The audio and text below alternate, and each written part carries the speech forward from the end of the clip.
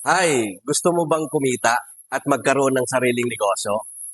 So, isi-share ko ngayon sa inyo yung House of Franchise. Ang House of Franchise, more than 18 years na.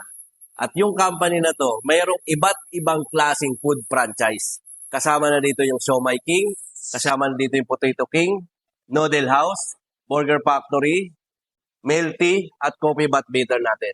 At marami pang iba. So good news, paano ba maging part at kumita dito sa House of Franchise? Unang way, siyempre, retailing.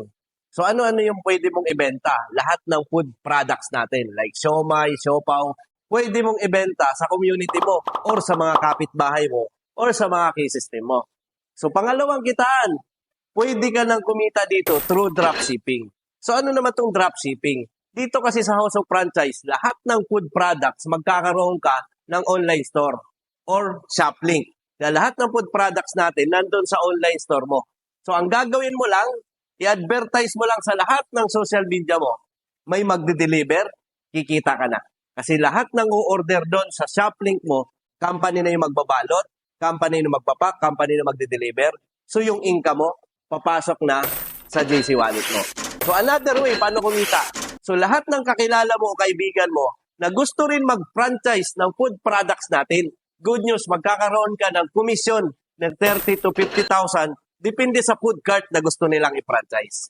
So good news na part, may another way pa paano kumita. Pwede ka ditong kumita ng malaki sa wholesaling business natin.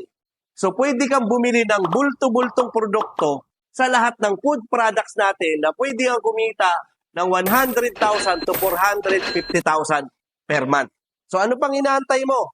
Piliin mo yung tao na nagbigay sa'yo ng video na to. Malay mo, yung mga bagay na nangyari sa amin, nangyari sa akin, mangyari din sa'yo. Kasi sa negosyo na to, isa rin ako sa natulungan ng House of Franchise. Nakabili ng sasakyan, nakabili ng mga lupa, at nakapag-travel sa iba't ibang bansa. At good news, dito ko na-experience yung tinatawag na time freedom at financial freedom, kasama ko yung mahal ko sa buhay na ginagawa ko yung negosyo. Malay mo soon, yung nangyari sa akin, mangyari din sa'yo.